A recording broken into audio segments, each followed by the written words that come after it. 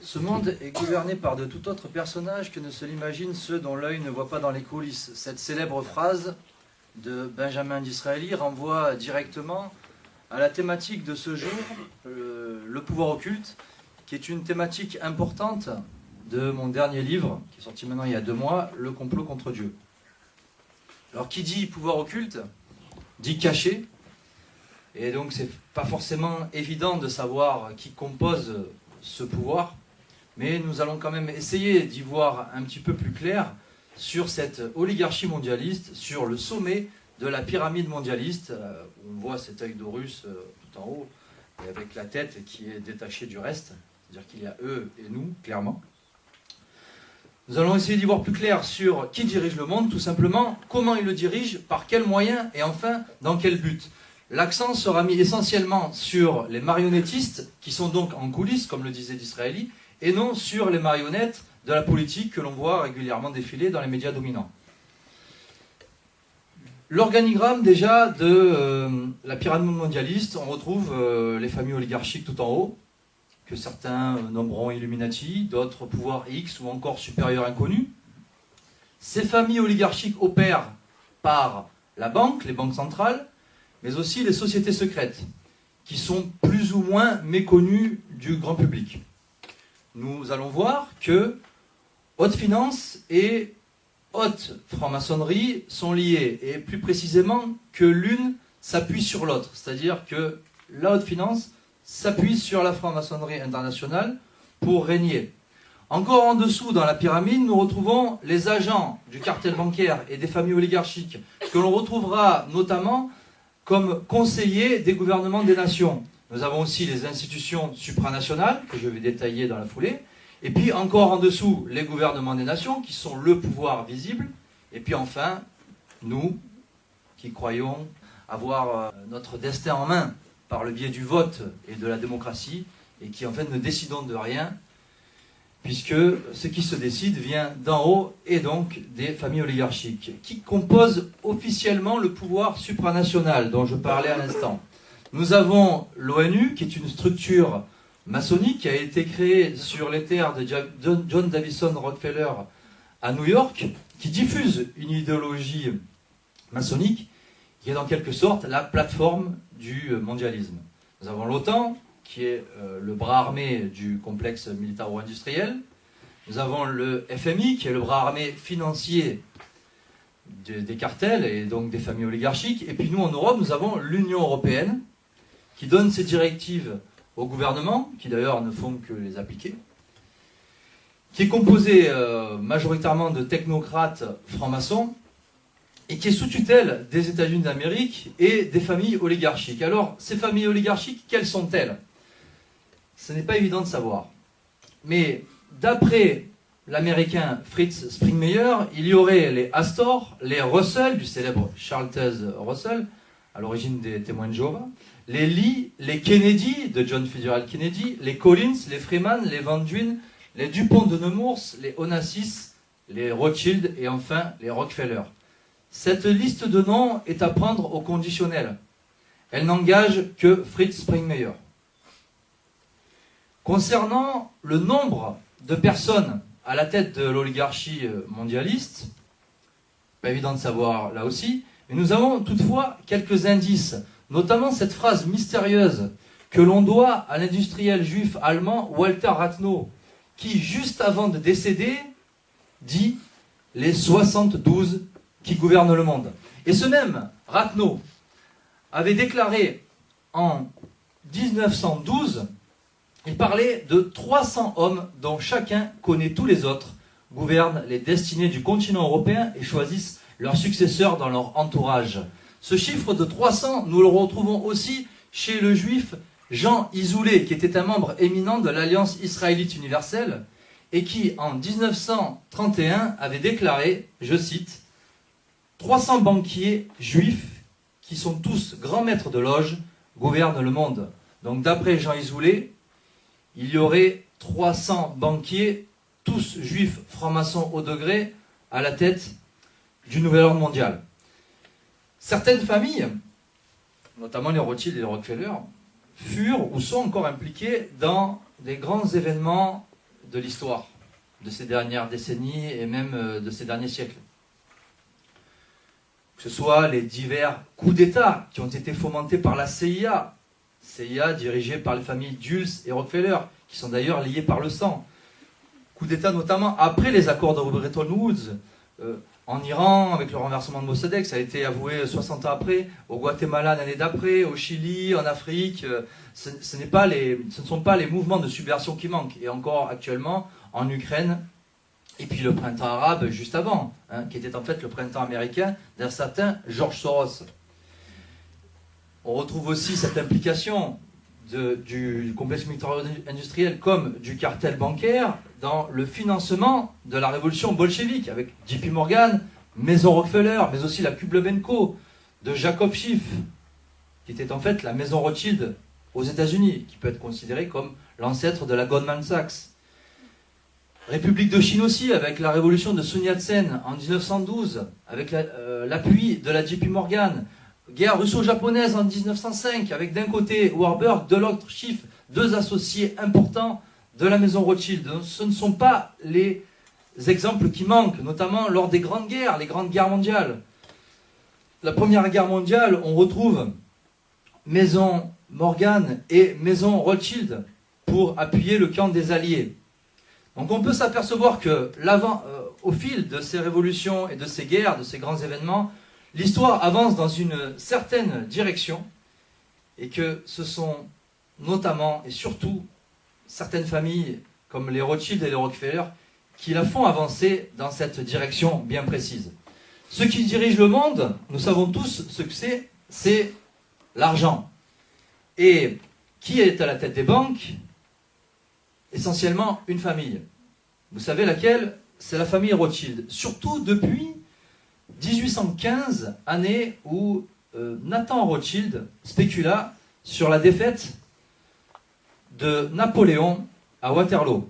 Et de la famille Rothschild, il en est question dans mon 3e livre publié en 2011, Deux cris dans la nuit, où j'écrivais qui a fondé son empire à Francfort pour ensuite le développer à Londres, New York, Paris, en Italie ainsi qu'en Autriche, qui possède des succursales bancaires aux 4 coins du vieux continent, qui a pour emblème un bouclier rouge avec un aigle au milieu et 5 flèches en or, qui possède la plus grande fortune d'Europe depuis la fin du XVIIIe siècle, c'est-à-dire depuis Amschel Meyer Rothschild, qui est au départ de cette dynastie dont le vrai nom était Bauer, et qui d'après Epiphanus aurait directement financé Adam Weishaupt et les Illuminés de Bavière en vue de la Révolution française de 1789.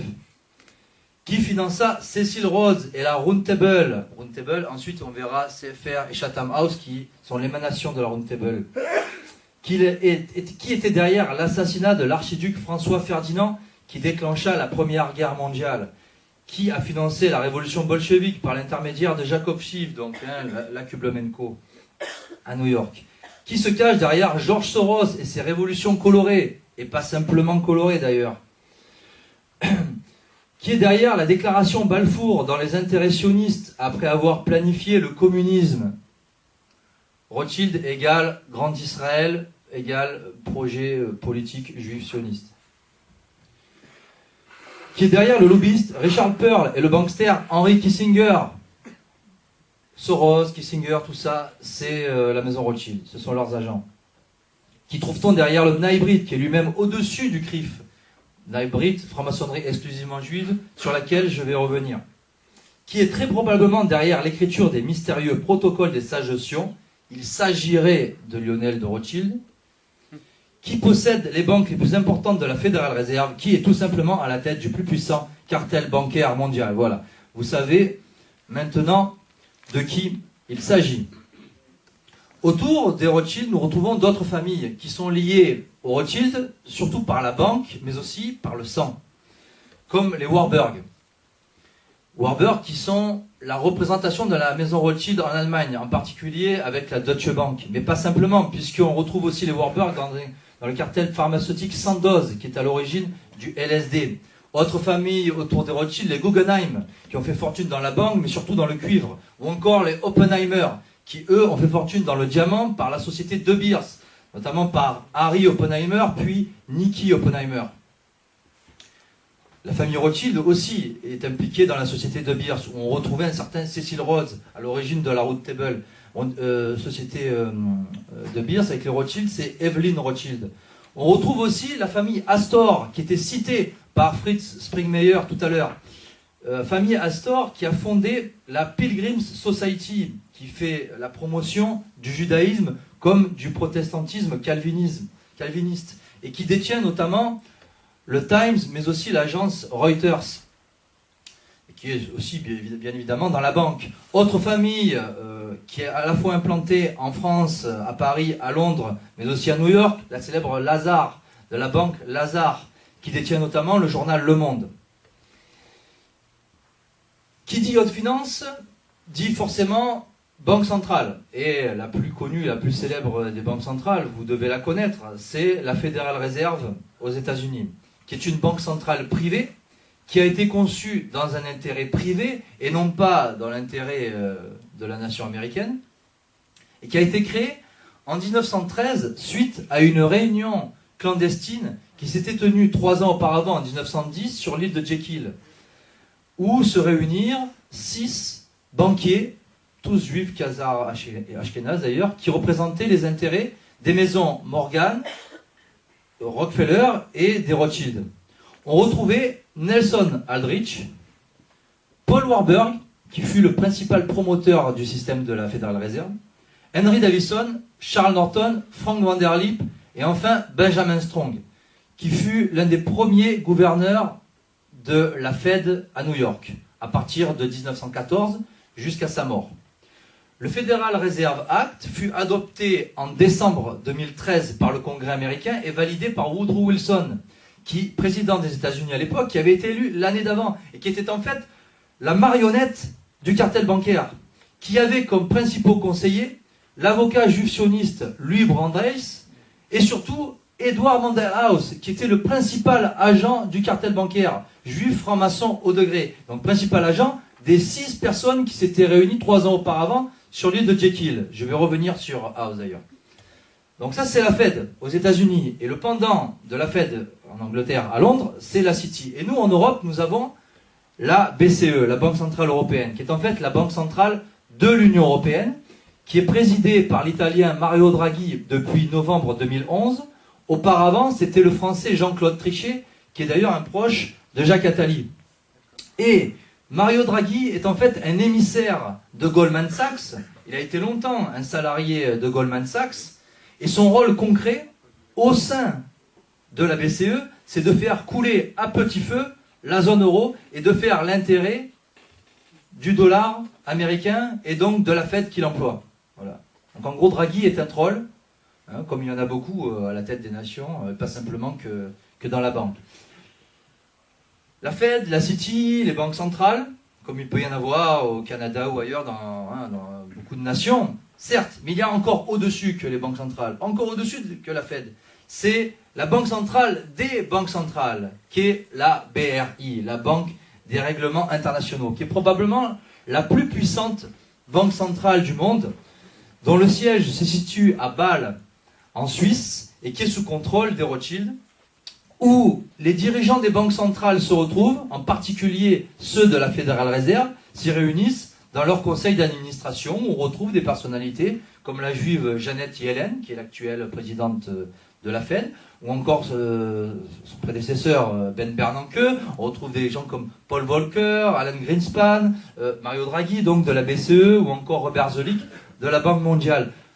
Chose très importante à retenir, il n'y a aucun lien entre ces personnalités de la haute finance, entre eux, donc dans ces conseils d'administration, aucun lien avec les gouvernements des nations. C'est-à-dire que ces personnes qui se réunissent, et qui ne sont rien d'autre que les émissaires du cartel bancaire, des familles oligarchiques que j'ai citées précédemment, elles décident de la politique financière, économique et monétaire des nations, mais n'ont aucun lien avec les marionnettes de la politique qui sont à la tête officiellement des nations.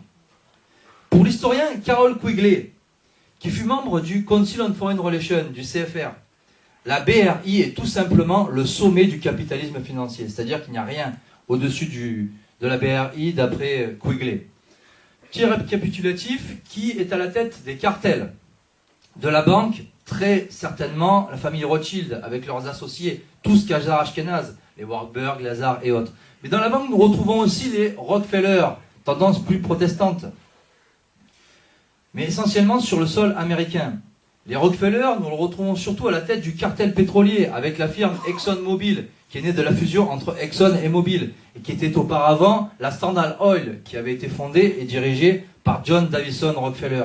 Donc on peut s'apercevoir que le règne de cette famille, les Rockefeller, est plus récent, puisque John Davison Rockefeller et la Standard Oil, c'est le début du XXe siècle. Pour rappel, Amschel Meyer Rothschild, c'est la fin du XVIIIe, avec déjà une certaine influence sur l'histoire, d'ailleurs.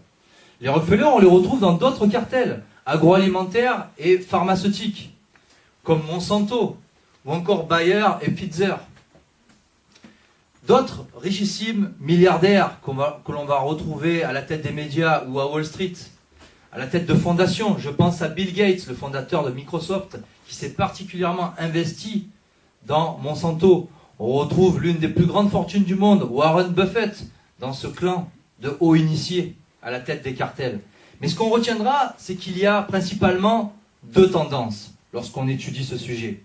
Il y a la tendance Rothschild, qui est essentiellement impliquée dans la banque, avec leurs associés, qui sont tous juifs d'ailleurs, et la tendance plus protestante WASP, avec les Rockefeller, qui sont plus dans le touche-à-tout. Surtout le pétrole d'ailleurs, les Rockefeller, mais la banque aussi, et puis le reste, Big Pharma. Voyons maintenant les sociétés secrètes et lobbies les plus influents. Et commençons par une citation que l'on doit encore à Benjamin Disraeli. Je cite: « Les hommes au pouvoir en ce siècle n'ont pas affaire seulement au gouvernement, aux rois, aux ministres, mais encore aux sociétés secrètes.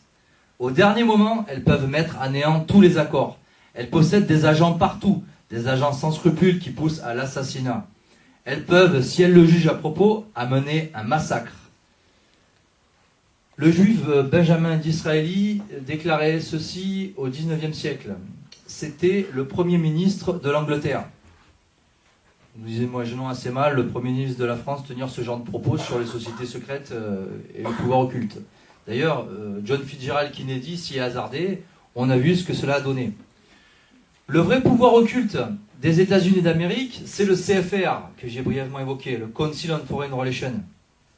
Et son pendant à Londres en Angleterre, c'est la Chatham House. Le CFR compte environ 4000 membres, des personnalités importantes du monde de la politique, de la finance, des médias, de l'industrie, donc des journalistes, il y a de tout. Tous les derniers présidents des États-Unis d'Amérique sont issus du CFR. Les Obama, bien évidemment, les Bush auparavant, les Ford, tous les Carter. Ce lobby décide de la politique étrangère des États-Unis. Il dessine les guerres et même les révolutions. C'est-à-dire que lorsque l'OTAN décide d'envoyer des troupes et d'aller investir une nation et de la mettre à feu et à sang dans un intérêt souvent énergétique ou financier, auparavant, cela a été décidé par Zbigniew Brzezinski au CFR. Le CFR est aussi à l'origine de l'ALENA, l'accord de libre-échange en Amérique du Nord. Il est aussi à l'origine de l'ONU, les Nations Unies.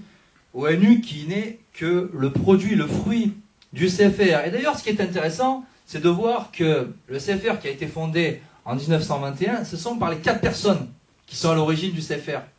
On retrouve Edward Mandell House, que l'on retrouvait déjà proche de Wilson à l'origine de la Fed, donc à la fois, et qui est aussi à l'origine de l'ONU, sa création en 1919,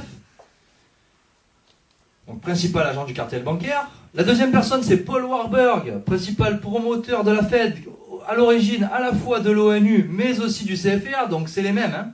ONU qui fut fondée en 1919, et dont le premier président fut un certain Léon Bourgeois, le français, qui avait pour but de substituer la solidarité maçonnique à la charité chrétienne. La troisième personnalité à l'origine du CFR, c'est John Davison Rockefeller, à la tête du cartel pétrolier. Et puis enfin, la quatrième, c'est très intéressant, c'est un banquier de Wall Street, William Averell Harriman, qui, pour le chercheur anglais Anthony Cyril Sutton, était le parrain de la secte des Skull and Bones.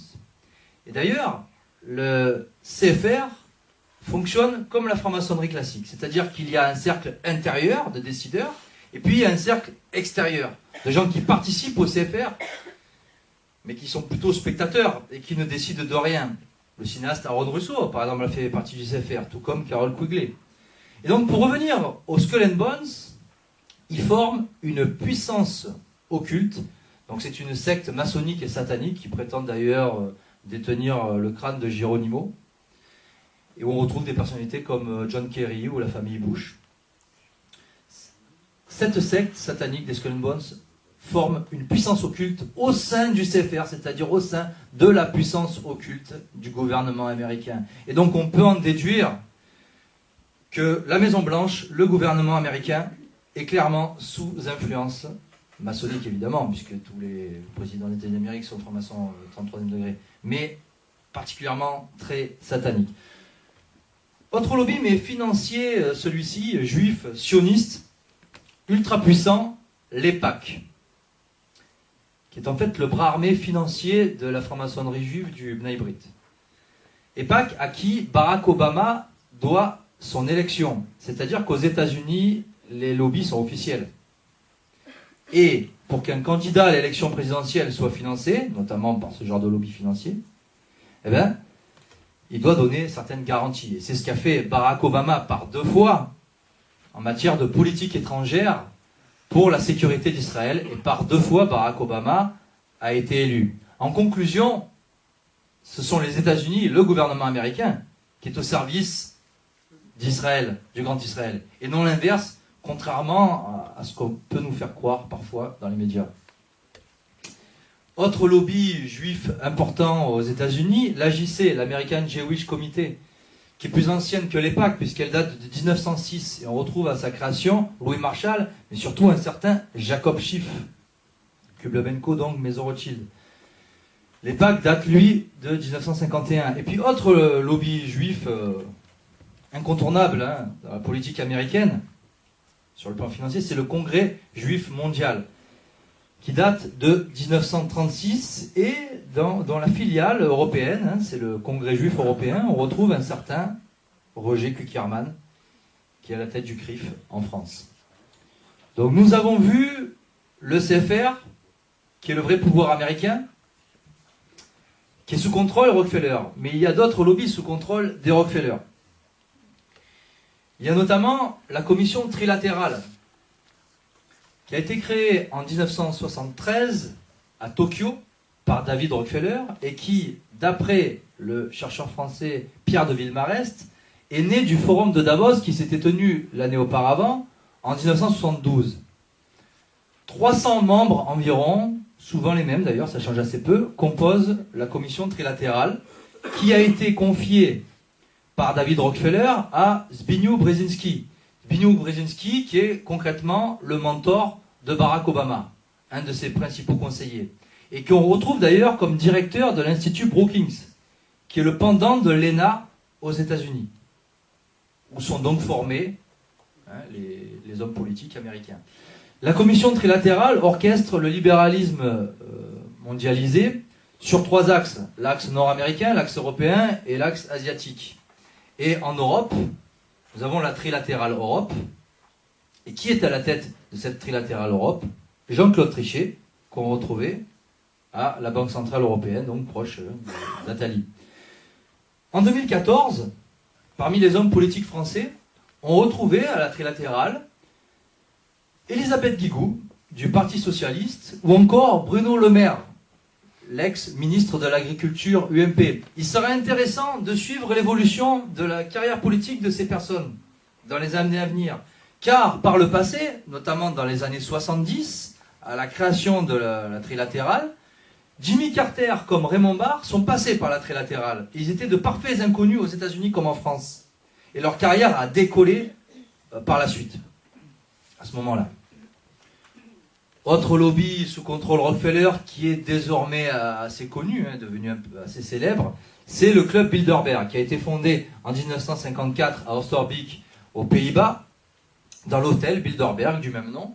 Et on retrouve 3 personnes à l'origine de ce club Bilderberg. La première, c'est le juif franc-maçon haut degré polonais Joseph Ratzinger, qui peut être considéré comme le père de l'unification de l'Europe.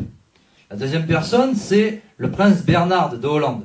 Et la troisième, c'est l'incontournable David Rockefeller, qui en a encore le contrôle aujourd'hui.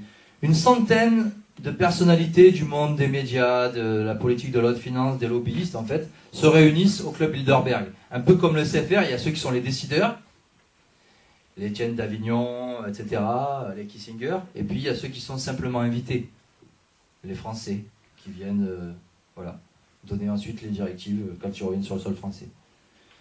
Selon Thierry Messant, le club Bilderberg serait au service de l'OTAN, ce qui est fort probable et assez logique, puisque l'OTAN, comme le club Bilderberg, sont pilotés par la même famille, la famille Rockefeller. Voyons maintenant le pouvoir occulte de l'ONU, les Nations Unies. Il s'agit de la secte Lucy Trust, qui était au départ appelée Lucifer Trust, qui a été fondée par Alice et Foster Bailey en 1920 à New York.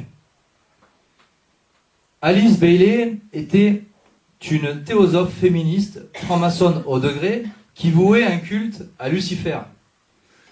C'était une disciple de la juive franc-maçonne au degré, et elle aussi théosophe et féministe, et ukrainienne, Elena Petrovna Blavatsky, qui elle aussi vouait un culte à Lucifer, qui était particulièrement antichrétienne, qui est à l'origine de la société théosophique, qui n'est rien d'autre que l'ancêtre du New Age.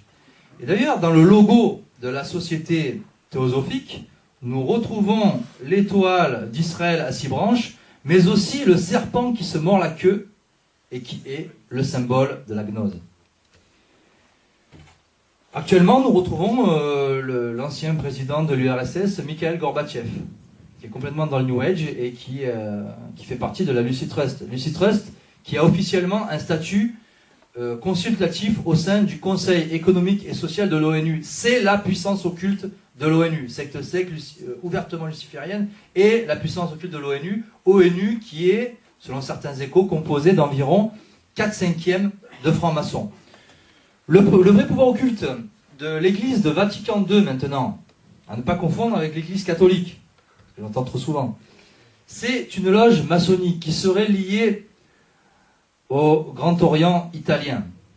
Et d'après le prêtre irlandais Malachi Martin, elle serait aussi liée à la Grande Loge Unie d'Angleterre. Et toujours, d'après Malachi Martin, il s'agirait d'une loge spéciale auquel appartinrent les premiers dirigeants de l'église de Rome, Jean XXIII et Paul VI, Roncalli et Montini, qui d'ailleurs furent francs-maçons, comme cela a été affirmé, notamment par la Grande Loge du Mexique. D'après maintenant Pierre Carpi, il ne s'agirait non pas d'une loge spéciale, mais d'une loge ecclésiastique, autrement appelée loge P2, et qui aurait commandité d'ailleurs l'assassinat du pape Jean-Paul Ier, 33 jours après sa mise en place à Rome, et suite à l'éviction de deux francs-maçons, Marcinkus et Villot. D'après maintenant Monseigneur Marcel Lefebvre, qui déclarait cela dans les années 80, ce ne sont pas des hommes d'église que nous avons à Rome, ce sont, parmi les cardinaux, des francs-maçons. Et d'ailleurs, la plupart des dirigeants de Rome, comme des cardinaux, sont ou furent très probablement des francs-maçons. Jean-Paul II, par exemple, fut à Marane, qui était affilié au Rotary.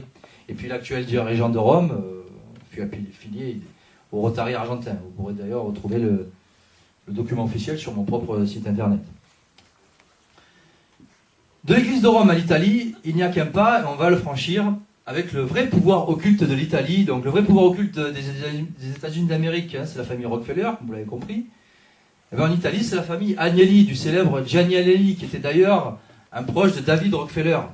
Famille Agnelli qui détient la firme Fiat, mais aussi le club de football Juventus de Turin, qui est très impliqué dans tous les lobbies Rockefeller, notamment la Trilatérale et le Bilderberg, et qui est lié sur le plan financier à la banque Lazare.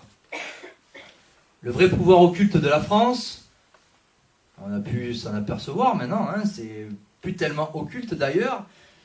Nous avons le CRIF de Roger Kuckerman, que l'on a vu lors de l'affaire Dieudonné, donner les ordres à messieurs Hollande et Valls, qui n'ont fait d'ailleurs que les appliquer.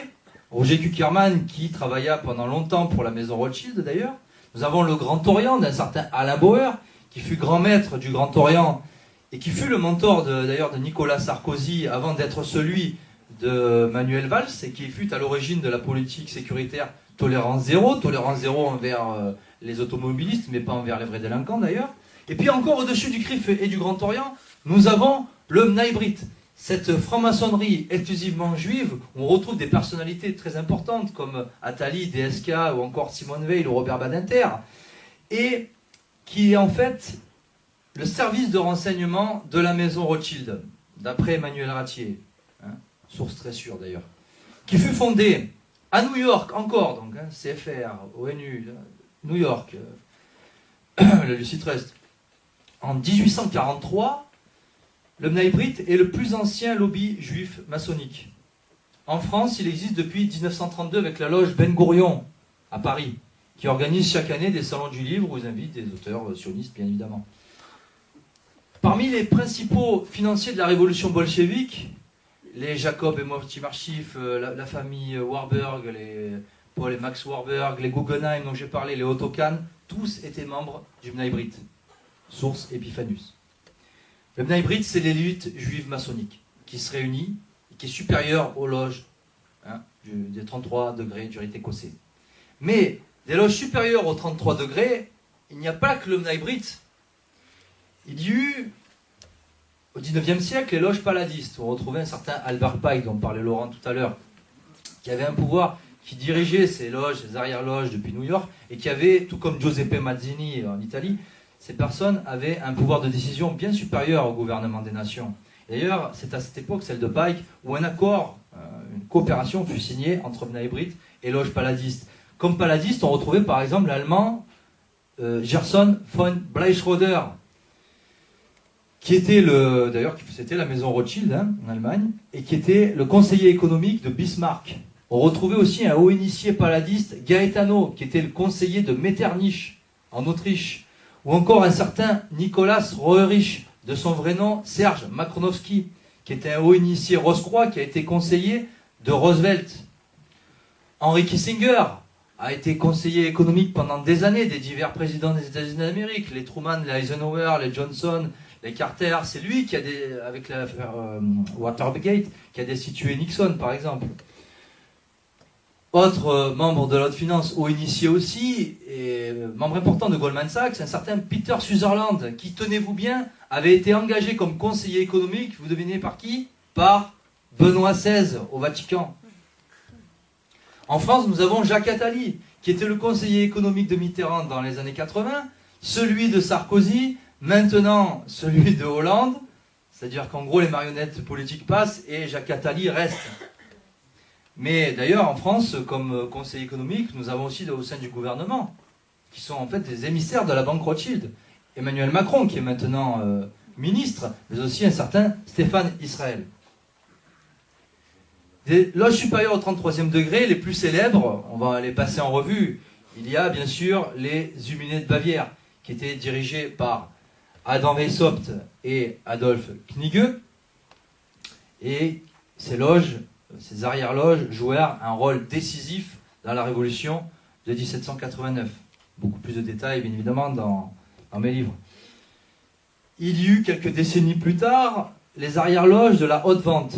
C'était une quarantaine de personnalités, toutes juives franc-maçonnes au degré, qui se réunissaient pour comploter contre le trône et l'autel. Et parmi elles, un certain Nubus qui avait réussi à infiltrer le Vatican, déjà à cette époque.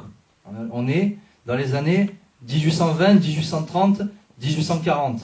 Autre loge supérieure au 33 degrés, l'ordre de Memphis-Misraïm, où on retrouvait Elena Petrovna Blavatsky, Theodore Heuss, ou encore le haut initié italien Garibaldi et Mazzini, qui firent un tort considérable à l'Italie dans leur maçonnisation, dans leur laïcisation au XIXe siècle.